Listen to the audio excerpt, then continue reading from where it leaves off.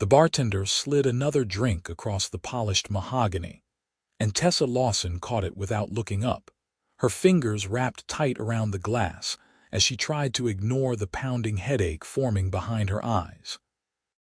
3 months since the gallery closed, 2 months since her savings account hit zero, and exactly 1 week since she'd started picking up shifts at this upscale hotel bar just to keep her studio apartment.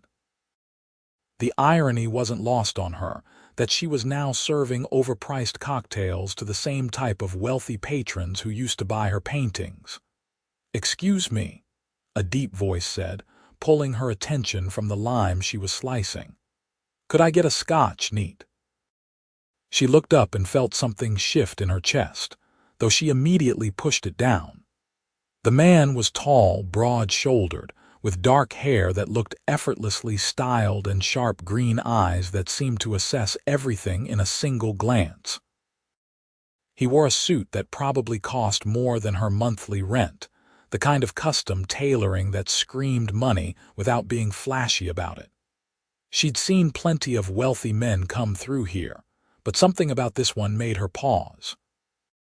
"Coming right up," she said, reaching for the top-shelf scotch. "Make it a double," he added, loosening his tie slightly. "Long day." She poured the drink and set it in front of him, noting the tension in his jaw, the way his shoulders held too much weight. "One of those weeks." "One of those years," he replied, taking a sip and letting out a long breath. "This is good, thank you. Part of the job." She moved to walk away, but he spoke again. "You don't seem like you belong here," he said, not unkindly. "Behind a bar, I mean." Tessa bristled slightly. "And what makes you say that?" He gestured to her hands. "Paint under your fingernails, the way you move like you're constantly calculating compositions and light angles." "Artist." She was simultaneously annoyed and impressed.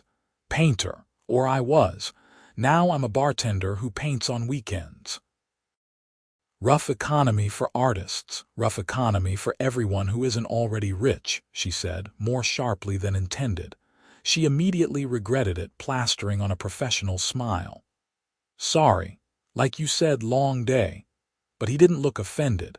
Instead, he extended his hand across the bar. "James Grayson."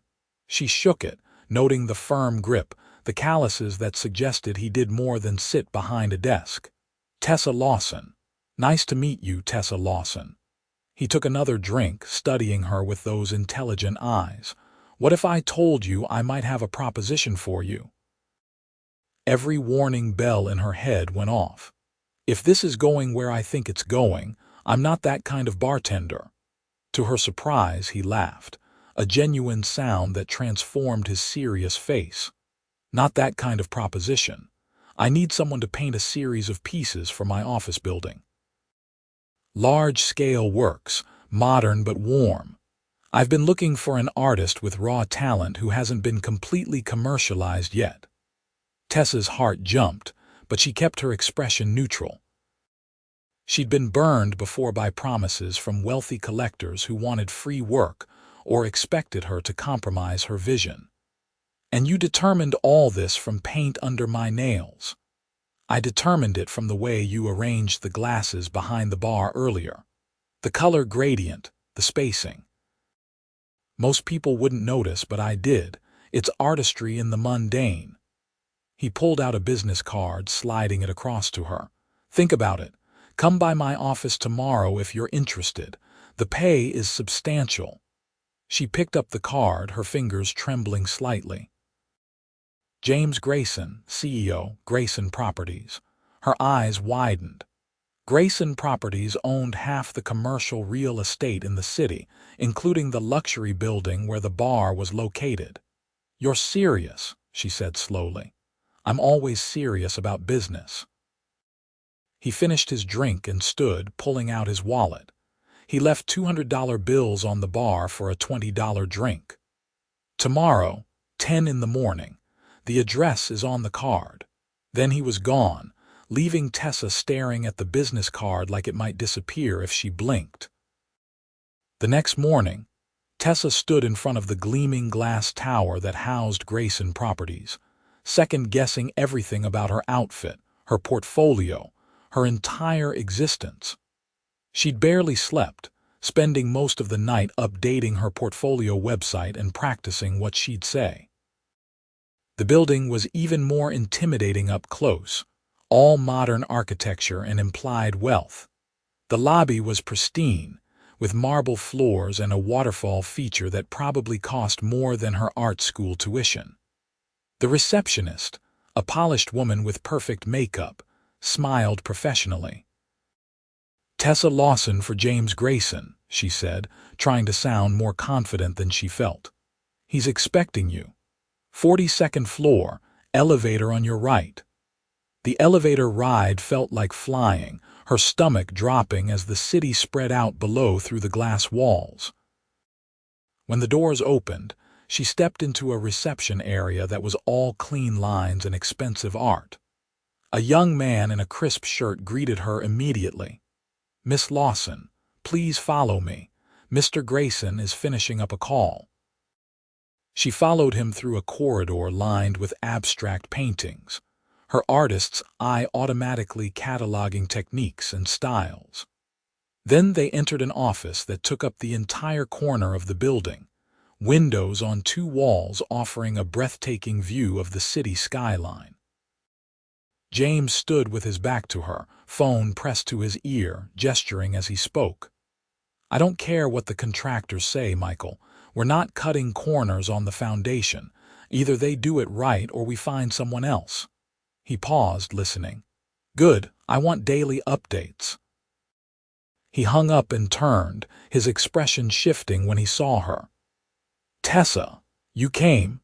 You made it sound like an opportunity I couldn't refuse," she said, trying not to be obvious about looking around his office. More art on the walls, a sleek desk with minimal clutter, bookshelves filled with architecture and design books. "Coffee?" he asked, moving to a side table where an expensive espresso machine sat. "Sure, thank you." He made 2 cups with practiced ease, handing her one before gesturing to the seating area by the windows. Up close in the morning light, she could see he was probably in his early 30s, just a few years older than her 27. There was something magnetic about him, a contained energy that made the spacious office feel smaller. "Let me explain what I'm looking for," he said, settling into a chair across from her. "I'm renovating an office building downtown, turning it into premium workspace for tech startups and creative companies. I want the common areas to feel inspiring, not sterile. I need 8 large paintings, each at least 6 by 8 feet, that capture different aspects of the city. Energy, growth, diversity, innovation." Tessa's mind was already spinning with possibilities. "That's a significant commission. $50,000 plus materials, half up front, half on completion. Timeline is 3 months. She nearly choked on her coffee. $50,000 would cover her rent for over a year, let her quit the bar, focus entirely on her art. It seemed too good to be true, which meant it probably was. "What's the catch?" she asked bluntly. He raised an eyebrow. "The catch? Nobody offers that kind of money without strings attached, especially not to a struggling artist they met in a bar." Something flickered across his face, respect maybe. "The catch is that I need them done in 3 months, and I have final approval on the pieces. But I'm not interested in micromanaging your creative process. I researched your work last night. I know what you're capable of." "You researched me." "I research everyone I do business with." He pulled out a tablet, showing her screenshots of her old gallery showings, articles from local art magazines, even her mostly dormant Instagram. "Your use of color is exceptional, and you have a way of capturing urban landscapes that feels both realistic and dreamlike. That's exactly what I want." Tessa felt exposed but also validated in a way she hadn't felt in months. "And if you don't like what I create, then we'll discuss revisions, but I don't anticipate that being an issue." He set down the tablet, his gaze direct. "I have good instincts about people, Tessa. I think you're exactly what this project needs." She should have felt relieved, grateful even. Instead, she felt a flutter of something else entirely, something dangerous. He was offering her a lifeline, but she couldn't afford to let gratitude morph into anything more complicated.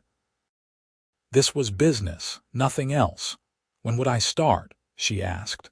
"Immediately. I'll have my assistant draw up the contract today. You can work from your own studio, but I'd like weekly progress meetings to ensure we're aligned on vision."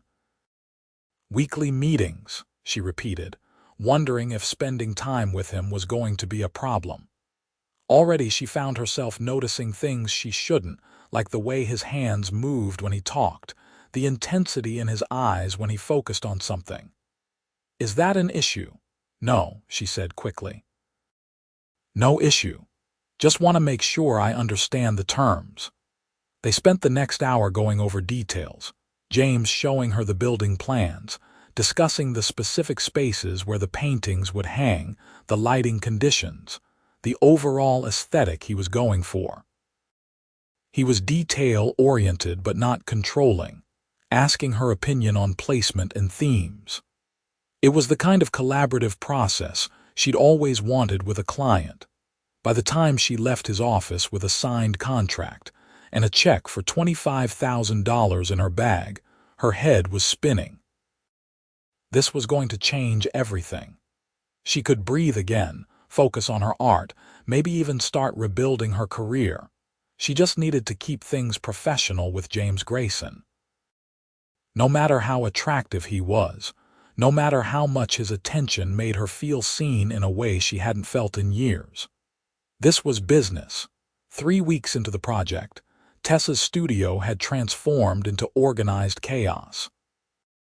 Massive canvases leaned against every wall, sketches and color studies covered her desk, and the smell of oil paint permeated everything. She'd quit the bar immediately after getting the advance, dedicating every waking hour to the commission. The work was flowing in a way it hadn't in years, ideas pouring out faster than she could capture them. She was adding detail to the second painting, a swirling composition of the financial district at sunset, when her phone buzzed. "James. Hope I'm not interrupting. Wondering if you're free for our check-in today." They'd fallen into a pattern of him stopping by her studio on Thursday afternoons, bringing coffee and spending an hour reviewing her progress. She looked forward to these visits more than she should, finding herself putting on nicer clothes and actually bothering with makeup on Thursdays. "Come by whenever. I'll be here all day. See you at 2. She had 40 minutes.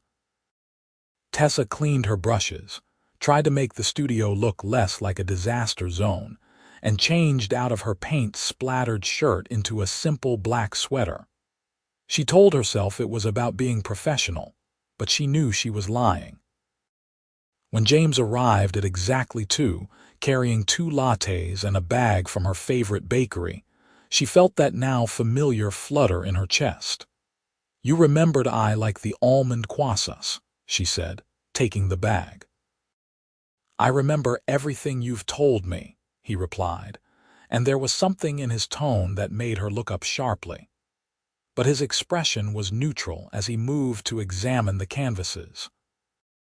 She watched him study her work, noting the way he tilted his head, the slight furrow between his brows when he was thinking deeply.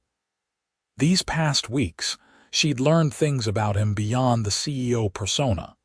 He had a degree in architecture but ended up in real estate development. He worked too much, surviving on coffee and determination. He had a younger sister who lived in Seattle and called him every Sunday. He was unexpectedly funny when he relaxed enough to joke. "Tessa, these are incredible," he said finally, and the genuine admiration in his voice made warmth spread through her chest. "This one especially," he gestured to the sunset piece. "The way you've captured the light, it's like the city is alive." "That's what I was going for," she said, moving to stand beside him. The city as a living entity, constantly changing. They were standing close now, close enough that she could smell his cologne, something subtle and expensive. He turned to look at her, and for a moment the air between them felt charged with something unspoken. "You're incredibly talented," he said quietly. "I hope you know that." "I'm starting to remember," she admitted. "This project, it's reminded me why I became an artist in the first place." "I'm glad." He held her gaze for a beat too long, then stepped back, clearing his throat. "The third piece, you said you were thinking about the park system." They fell back into discussing the work, but something had shifted. The professional boundary they'd been carefully maintaining felt thinner, more fragile. Over the next few weeks, the Thursday meetings stretched longer. James started arriving earlier, sometimes bringing lunch, staying to watch her paint. She found herself working on pieces when he was there, unself-conscious in a way she rarely was with anyone watching. He'd sit in the chair by the window, laptop open but mostly ignored, asking questions about her process and technique. "Why did you choose painting over other mediums?" he asked one afternoon as she mixed colors on her palette. "I love the physicality of it," she said, loading her brush. "The texture, the way colors blend and layer. Digital art is great, but there's something about actual paint on actual canvas that feels more real to me, more honest." "Honest," he repeated. "I like that." "What about you?" she asked, glancing over at him. "Why real estate development instead of architecture?" He was quiet for a moment, considering. "I like the idea of creating spaces people would use, buildings that would shape how they lived and worked." Architecture felt too abstract, too removed. Development lets me see the whole process through from concept to completion. "Control freak," she teased, and was rewarded with his rare, genuine smile. "Guilty," he admitted. "I like knowing all the variables, managing the outcomes." "Must be frustrating working with an artist then. We're not exactly predictable. You'd be surprised." He stood, moving closer to watch her work. "There's a method to your chaos. I've noticed the way you layer colors, always dark to light. The way you step back every few minutes to check proportions. You're more structured than you think." She was hyper-aware of him standing behind her, his presence warm and solid. "You pay attention. To things that matter, yes." The words hung between them, heavy with implication. Tessa's hand stilled on the canvas. She should make a joke, lighten the moment, but when she turned to look at him, the expression in his eyes made her breath catch. "James," she started, not sure what she was going to say. His phone rang, shattering the moment. He pulled it out, glancing at the screen and sighing. "I have to take this conference call I forgot about." "Go," she said, relief and disappointment warring in her chest. "I need to work anyway." He hesitated, like he wanted to say something else, then nodded. "I'll text you later." After he left, Tessa set down her brush and pressed her palms to her face. This was getting complicated. She was attracted to him, obviously, but it was more than that. She liked talking to him, liked the way he looked at her art with genuine appreciation, liked how he remembered small details about her preferences and opinions. She liked him, and that was a problem. He was a millionaire CEO who'd hired her for a job. Getting involved would be messy and stupid and potentially disastrous for her career. She needed to maintain boundaries, keep things professional, even if the way he looked at her sometimes made her want to throw professionalism out the window. She picked up her brush again, trying to focus on the painting, but her mind kept drifting back to the almost moment they'd just shared. By week 7, Tessa had 5 paintings completed and was deep into the 6th. The work was some of the best she'd ever done, and she knew it had as much to do with her emotional state as her technical skill. She felt inspired, alive in a way she hadn't in years. And if she was honest with herself, much of that feeling was connected to James. They'd graduated from Thursday meetings to him stopping by randomly throughout the week, usually with coffee or food, staying for hours even when he clearly had other things to do. She'd been to his office twice more, meeting his team, seeing the building where her paintings would eventually hang. Everyone who worked for him clearly respected him, but she also noticed the way he treated people, remembering names, asking about families, taking time to listen. "You're different than I expected," she said one evening as they sat on her studio floor eating takeout Chinese food. It was past 8, but neither of them had made any move to leave. Different how? He opened a container of fried rice, passing it to her. "Most wealthy people I've met are either completely out of touch or trying too hard to seem relatable. You're neither." "I grew up middle class," he said, surprising her. "My dad was a high school teacher. Mom was a nurse. I built the company from nothing, so I remember what it's like to worry about money." "How did you go from middle class to owning half the city's real estate?" He smiled slightly. "Hard work, good timing, and a willingness to take risks everyone else thought were crazy. I bought my first property during the recession when everyone was selling, fixed it up, rented it out, used the profit to buy another, repeated the process for 10 years. "That's impressive," she said sincerely. "Self-made success. What about you? What made you want to be an artist?" Tessa set down her food, considering. "My mom was an artist, actually, not professionally, but she painted for herself. She died when I was 16, and going through her paintings afterward, I realized they were her way of processing the world. I wanted that too, that ability to take everything messy and complicated and turn it into something beautiful." "I'm sorry about your mom," James said quietly. "Thanks. It was a long time ago, but I still miss her." She paused. "She would have loved this commission, seeing me create on this scale. She'd be proud of you."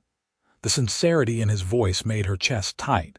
They were sitting close on the floor, close enough that their knees almost touched. The studio felt intimate in the dim evening light, and Tessa was acutely aware that they'd crossed far beyond the bounds of a professional relationship. "James," she said carefully, "what are we doing?" He set down his food, meeting her eyes. "I don't know. What do you want to be doing?" Her heart was racing. "I want to finish this commission and not complicate things." "And is that what you actually want, or what you think you should want?" The question hit home because she'd been asking herself the same thing for weeks. "You're my client. Getting involved would be messy." "It would be," he agreed. "But I haven't been able to stop thinking about you since that first night at the bar. The way you challenged me, the fire in your eyes. And these past weeks, getting to know you, seeing your passion for your work. Tessa, this stopped being just business for me a long time ago." She should have been prepared for this conversation, but hearing him say the words still made her breath catch. "I'm attracted to you," she admitted, "but I can't afford to mess this up. This commission, it's saving my career." "I'm not going to take that away from you regardless of what happens between us," he said firmly. "You're creating incredible work. That doesn't change. But what if things get complicated? What if we try something and it doesn't work out? Then we handle it like adults." He reached out, his hand covering hers where it rested on the floor between them. "But what if it does work out? What if this is something real?" Tessa looked down at their joined hands, feeling the warmth of his palm against hers. Every practical part of her brain was screaming to pull back, maintain boundaries, protect herself. But another part, the part that had been growing louder with every conversation, every shared laugh, every moment of connection, wanted to lean in. "This is just physical," she heard herself say, the words coming out before she'd fully thought them through. "If we do this, we keep it simple. Physical attraction, nothing more. No feelings, no complications." Something flickered across his face, disappointment maybe, but he nodded slowly. "If that's what you need." "It is," she said, trying to convince herself as much as him. "I can't handle anything more complicated right now." "Okay." He stood, pulling her up with him. "Just physical." When he kissed her, though, there was nothing simple about it. His hand cupped the back of her neck, his lips warm and insistent against hers, and Tessa felt herself melting into him. Her arms wound around his neck, her body pressed against his, and the kiss deepened into something that felt far more significant than just physical attraction. When they finally pulled apart, both breathing hard, she knew she was lying to herself. This already felt like more than just physical. But she couldn't admit that, couldn't risk the vulnerability that would come with acknowledging real feelings. "Just physical," she repeated, more to convince herself than him. "Sure," he said, and the knowing look in his eyes suggested he didn't believe it any more than she did. The next few weeks blurred together in a haze of painting and stolen moments. James would show up at her studio, and they'd spend hours talking before inevitably ending up tangled together on her couch or pressed against the wall near her easels. Every time, she told herself it was just attraction, just physical release, nothing deeper. And every time, she felt herself falling further. She learned the taste of his skin, the way he made a low sound in his throat when she kissed his neck, the strength in his hands as they traced the curves of her body. She learned he was generous and attentive, more concerned with her pleasure than his own.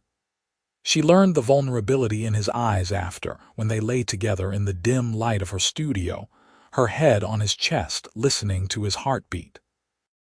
"Tell me something nobody else knows," he said one night, his fingers tracing lazy patterns on her shoulder. They were on her couch, a blanket pulled over them, the studio quiet except for the distant sounds of the city outside. She should have deflected, kept things surface level, but something about the intimacy of the moment made her honest. "Sometimes I'm terrified I'm a fraud," she admitted. "That everyone will realize I'm not actually talented, just lucky, that everything I create is worthless." His hand stilled. "Tessa, that's not true. Logically, I know that, but the feeling doesn't care about logic." She tilted her head to look up at him. "Your turn. Tell me something nobody knows." He was quiet for so long she thought he might not answer. "Then I'm lonely. I have plenty of people around me, employees and business associates and acquaintances, but I'm lonely in the ways that matter." The admission made her chest ache. She pressed a kiss to his collarbone, feeling him tighten his arms around her. This was dangerous territory, sharing vulnerabilities and secrets. This was exactly the kind of intimacy she'd said she didn't want. But lying there in his arms, she couldn't bring herself to pull away. The paintings were nearly complete, which meant the commission was almost over. Tessa tried not to think about what would happen after she delivered the final pieces. Would they continue whatever this was? Would he disappear back into his world of business and luxury buildings? The uncertainty gnawed at her, even as she kept insisting to herself that this was just physical, that she wasn't emotionally invested. She was working on the final painting, a night scene of the city skyline reflected in the river, when her phone rang. Her best friend Rachel's name flashed on the screen. "Hey, stranger," Rachel said when she answered. "Remember me? Your best friend who you have not seen in over a month." Guilt washed over Tessa. She'd been so consumed with the commission and James that she'd neglected everything else. "I know, I'm sorry. The commission has taken over my life." "Is that all that's taken over your life?" Rachel's tone was knowing. "Because I saw you last week. You were at that Italian restaurant downtown with a very handsome man in a very expensive suit." Tessa's stomach dropped. "It's not what you think. Really. Because it looked like you two were very into each other." "Who is he?" "James Grayson. He's the client for the commission." Rachel was quiet for a beat. "James Grayson. As in Grayson Properties." "James Grayson. Tessa, he's worth millions." I know who he is. And you're dating him. We're not dating, it's just physical, nothing serious. Rachel made a skeptical sound. Just physical with a millionaire client. Tess, that doesn't sound like you at all. I'm being careful, Tessa insisted, even as doubt crept in. We both know what this is. Do you though? Because I know you and you've never done casual, you fall hard and fast and you lead with your heart. Just be careful, okay? Guys like that, they live in a different world. After they hung up, Tessa stared at her painting, Rachel's words echoing in her head. She was right. Tessa had never been good at casual, had never been able to separate physical intimacy from emotional connection. She'd been lying to herself, thinking she could keep this contained. The truth was, she was already in too deep. She looked forward to seeing James more than anything else in her day. She found herself thinking about him constantly, remembering things he'd said, imagining conversations they'd have. When they were together, she felt seen and understood in a way she never had before. This wasn't just physical, and it hadn't been for a while. The realization terrified her. What if he didn't feel the same? What if for him, this really was just attraction and convenience? He was a millionaire CEO, and she was a struggling artist he'd hired. Maybe she was reading too much into late-night conversations and tender moments. Maybe for him, this was exactly what they'd agreed on. Nothing serious. She needed to protect herself, to guard her heart before she got hurt. But looking at the paintings surrounding her, works she'd created while falling for him, she suspected it was already too late. James arrived that evening without warning, looking exhausted. His tie was loose, his jacket slung over his arm, and there were dark circles under his eyes. "Rough day?" Tessa asked, setting down her brush. "Rough week." He dropped his jacket on the chair and moved to her, pulling her into a hug that felt different from their usual passionate greetings. This felt like he needed comfort, reassurance. She wrapped her arms around him, feeling the tension in his shoulders. "Want to talk about it?" A deal fell through. 6 months of work and negotiations, gone because of politics and red tape. He pulled back slightly, looking down at her. "Coming here is the only thing that's made sense all week." Her heart clenched. This was definitely not just physical. "I'm glad you came." They moved to the couch, and he told her about the deal, the frustrations of working with city officials, the pressure from his investors. She listened, asked questions, offered perspective when he seemed to want it, and just support when he didn't. It felt domestic and real, like they were actually in a relationship instead of whatever undefined thing they'd been calling this. "Thank you," he said eventually, pulling her close. "For listening, for understanding. Anytime." She hesitated, then asked the question that had been burning in her mind. "James, what happens after the commission is done?" He went still. "What do you mean?" "I mean, I'll deliver the final painting in 2 weeks. Then what? Do we just go back to being client and artist? Do we keep doing this?" She gestured between them. "I don't want to stop seeing you," he said carefully, "but I know you set boundaries. You said this was just physical." "I did say that," she admitted, "but I think we both know that's not what this is anymore, at least not for me." His eyes searched hers, and she saw hope flicker across his face. "What is it for you then?" This was the moment. She could backtrack, protect herself, maintain the walls she'd tried to build, or she could be honest and risk everything. "I have feelings for you," she said, her voice shaking slightly. "Real feelings. I tried to keep this casual, but somewhere along the way I fell for you.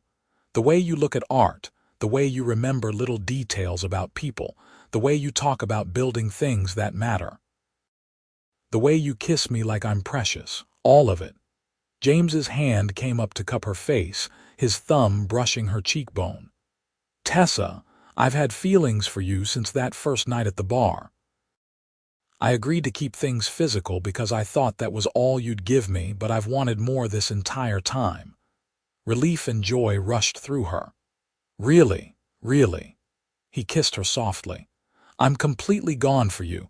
Your talent, your passion, the way you challenge me. The way you see the world. I think I started falling the moment you called me out for making assumptions. She laughed, feeling lighter than she had in weeks. So we're both idiots who were trying to protect ourselves, apparently. He pulled her into his lap, holding her close. No more pretending this is casual. No more pretending, she agreed. This is real. Very real, he murmured against her lips before kissing her again, and this time there was nothing held back, no barriers between them. Just honesty and feeling and the promise of something genuine. The final painting was complete. Tessa stood back, exhausted and exhilarated, looking at the collection of 8 massive canvases that represented 3 months of intensive work. They were the best things she'd ever created, each one capturing a different aspect of the city's soul. The morning light piece with its soft golds and pinks, the financial district at sunset in oranges and purples, the park system in vibrant greens, the night skyline reflected in deep blues and silvers, the street markets bursting with color, the industrial areas in grays and rust tones, the residential neighborhoods in warm earth tones, and finally, the piece of the city during a rainstorm, everything blurred and beautiful and alive. James was arriving soon for the final reveal. She'd kept the last painting secret, wanting to surprise him. More than that, she was nervous. These paintings meant everything to her, represented not just her technical skill but her emotional journey over the past 3 months. They were tied up with her feelings for James, with the way he'd changed her life. When he arrived, she saw immediately that he understood the significance of the moment. He moved slowly through her studio, studying each piece in detail, and she watched his face, cataloging every reaction. "Tessa," he said finally, his voice rough with emotion, "these are extraordinary. They're beyond what I imagined, beyond anything I've seen. You've captured something essential about the city, something true." Pride and relief washed through her. "You really like them," like doesn't begin to cover it. He turned to her, taking her hands. "These are going to launch your career back into the stratosphere. Everyone who sees them will want to hire you. Thanks to you giving me the opportunity. No, this is all you, your vision, your talent." He paused. "I need to tell you something." The seriousness in his tone made her nervous. "Okay. I called a friend of mine who owns the Meridian Gallery downtown. I showed him photos of your work. He wants to offer you a solo exhibition." Tessa's mouth fell open. The Meridian Gallery was one of the most prestigious in the city. A solo show there would be career-defining. "James, that's incredible, but you didn't have to do that. I wanted to. You deserve recognition for your talent." He looked uncertain, vulnerable in a way she rarely saw. "I hope that's okay. I wasn't trying to overstep or manage your career. I just wanted to help." She threw her arms around him. "It's more than okay. It's amazing. Thank you." The installation of the paintings happened 2 weeks later. James had invited her to the building opening, which had turned into a major event with press coverage and city officials. Tessa wore a black dress that Rachel had insisted she buy, feeling simultaneously excited and terrified as she walked into the renovated building. The space was stunning. James had transformed the old structure into something modern and warm, with exposed brick and floor-to-ceiling windows, polished concrete floors and sleek fixtures. And on the walls of the main common areas hung her paintings, perfectly lit and perfectly placed. Seeing her work displayed on this scale took her breath away. People crowded around each piece, admiring and discussing. She heard fragments of conversations, people responding to the emotion and energy in the paintings. Several people approached her, asking about commissions and future work. James found her standing in front of the night skyline piece, overwhelmed by the response. "You did this," he said softly, coming to stand beside her. "You created something that moves people." "We did this," she corrected. "You believed in me when I'd stopped believing in myself." He took her hand, lacing their fingers together in front of everyone. It was a public declaration that they were together, and she felt several interested gazes turn their way. She didn't care. She was proud to be with him. "I have something else to show you," he said, leading her to a quieter corner of the building. "I know we haven't been officially together that long, but I'm not good at doing things halfway." Her heart was pounding. "James, what are you talking about?"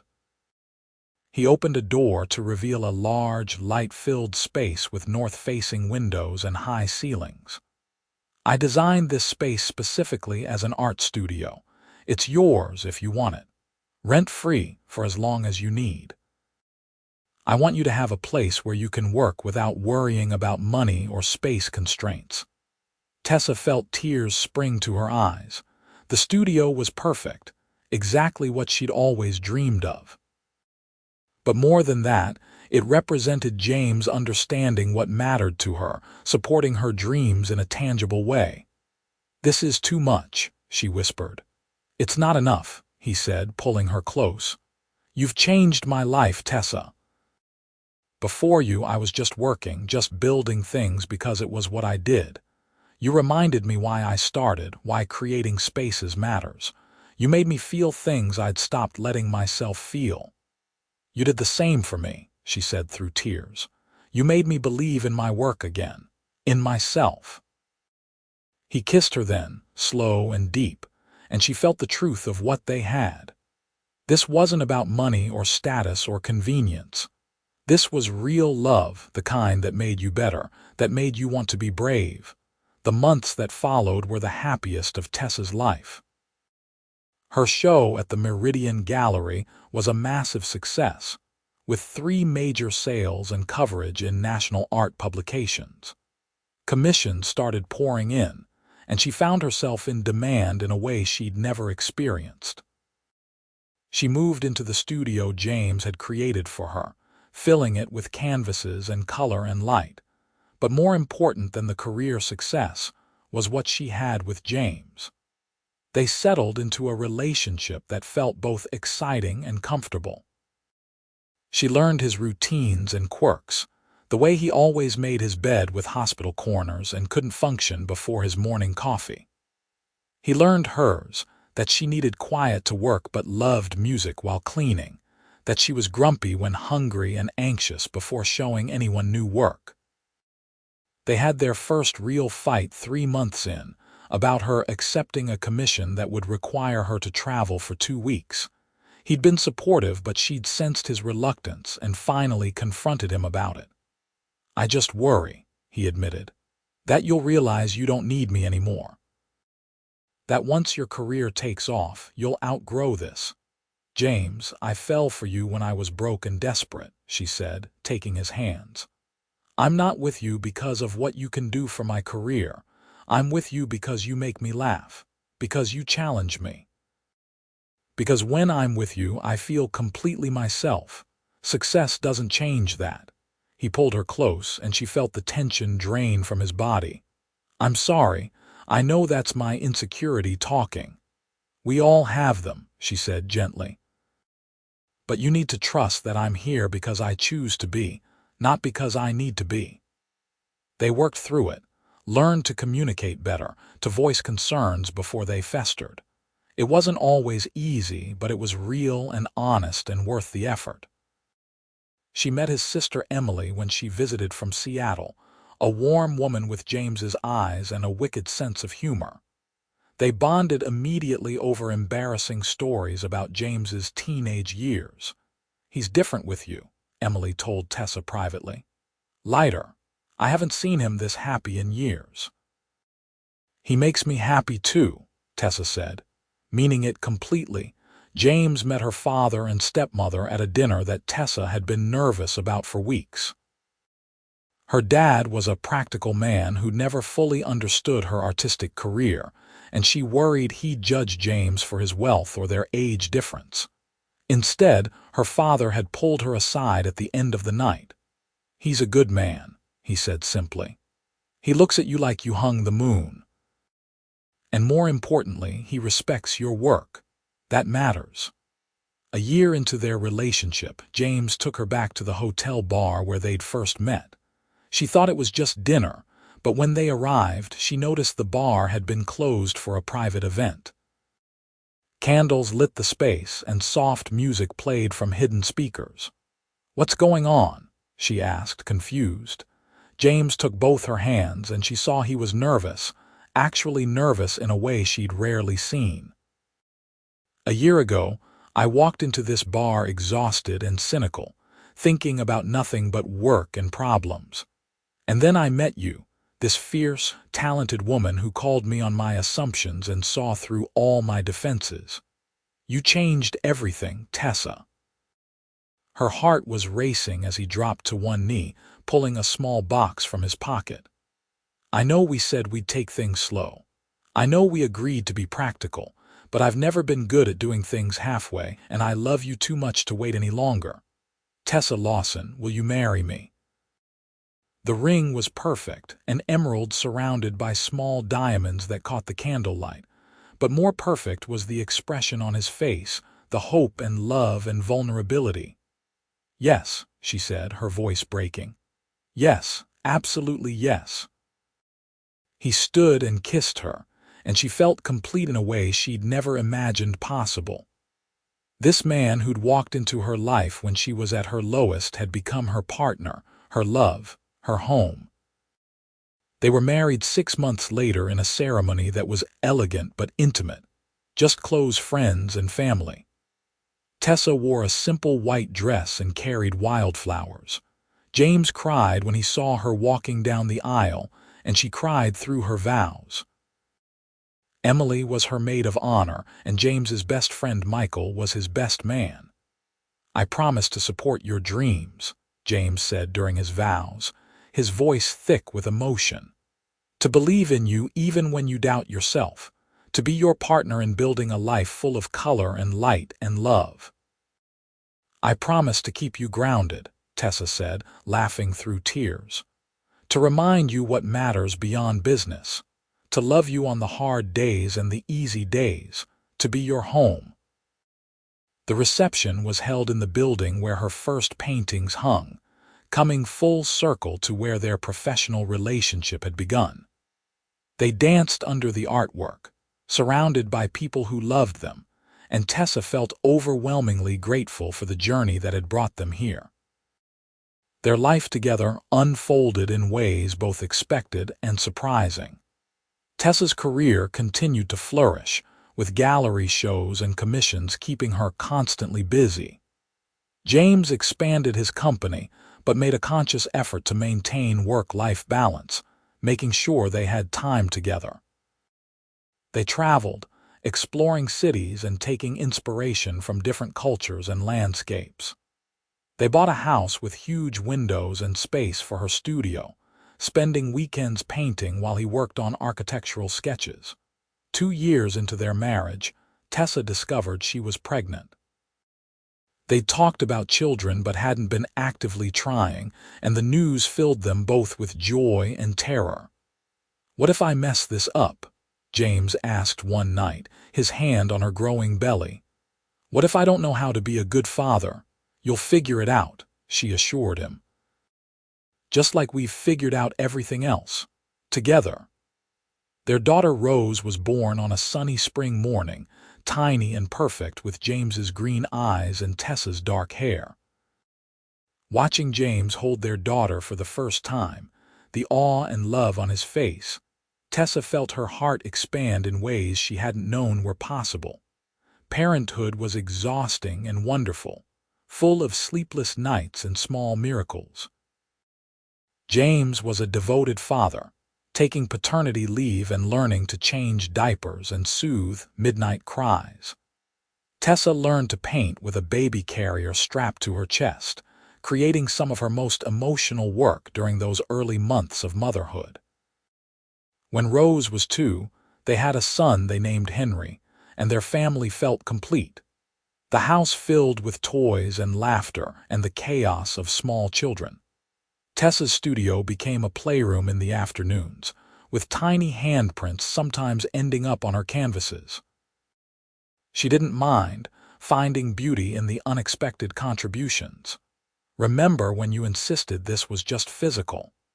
James teased one evening as they watched their kids play in the backyard. Rose was teaching Henry to blow bubbles, both of them giggling. "I was an idiot," Tessa said, leaning into him.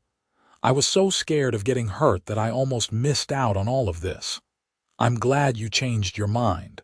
I'm glad you were patient with me." She turned to kiss him, still feeling that spark of connection they'd had from the beginning. "Best decision I ever made, taking a chance on us." Years passed in a beautiful blur. Rose grew into a thoughtful child who loved art like her mother, filling notebooks with drawings and paintings. Henry was more like James, interested in how things were built, constantly constructing elaborate structures with blocks. Tessa continued painting, her work maturing and deepening with each passing year. James successfully grew his company while maintaining his principles about creating quality spaces that served communities. They faced challenges, of course. Tessa's father passed away when Rose was 5, and they navigated grief as a family.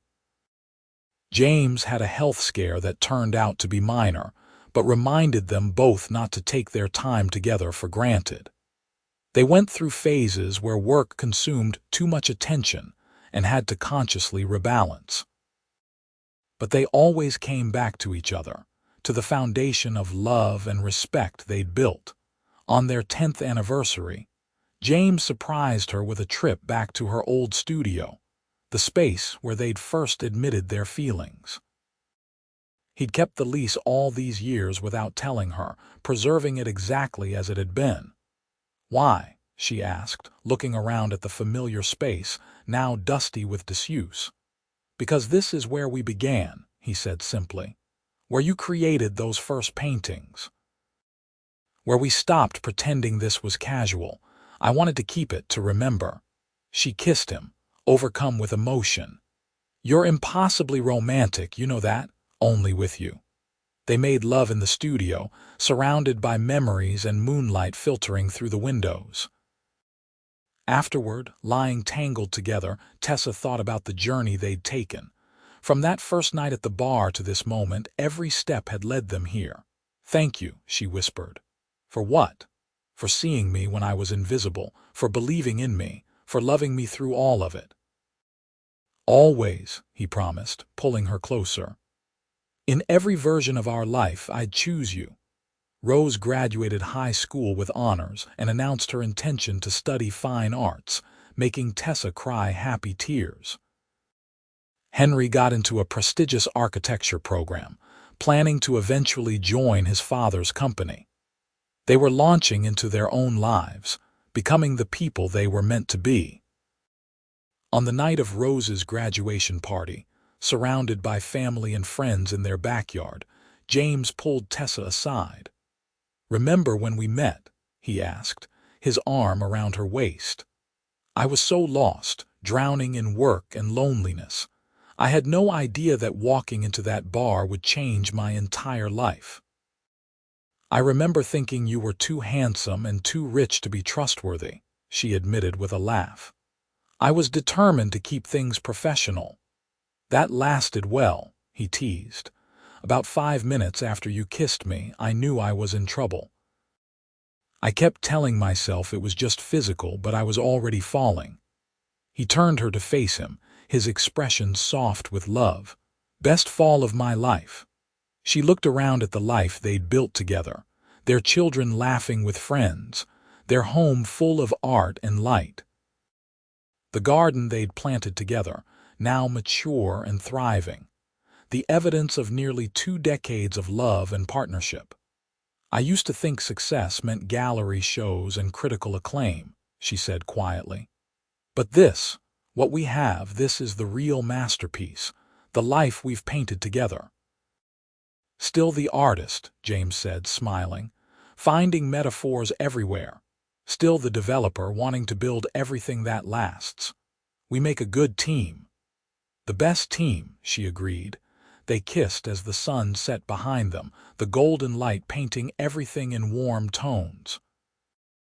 Around them, their family celebrated, but in that moment, it was just the two of them. Two people who'd found each other when they needed it most, who'd been brave enough to admit feelings when it would have been easier to hold back, who'd chosen love over fear.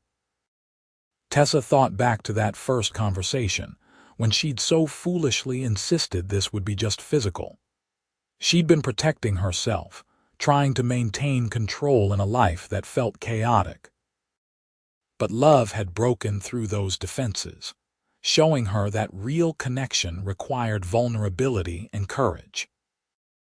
Looking at James now, seeing the man who'd supported her dreams and built a life with her, who'd been her partner through joy and challenge, she felt grateful for every moment that had led them here.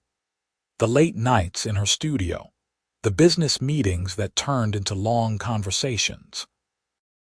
The moment they'd stopped pretending and admitted the truth, it had never been just physical. From that first meeting, it had been something more, something profound.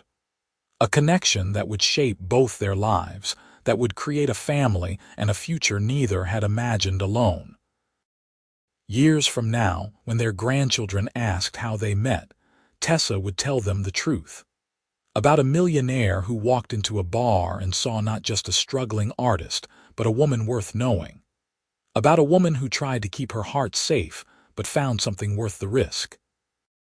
About two people who took a chance on love and built something beautiful. "I love you," she said, the words as true now as they'd been the first time she'd said them.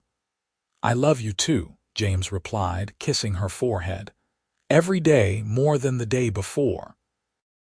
And in the golden evening light, surrounded by the life they'd created together, Tessa knew that some things were worth believing in. That love, when it was real and honest and brave, could transform everything. That the best art wasn't always on canvas. Sometimes it was in the everyday moments of a life well lived with someone you cherished. She'd been wrong that night in her studio, when she tried to contain and control what was happening between them. This had never been just physical. This had always been love, from the very beginning, waiting for them both to be brave enough to admit it.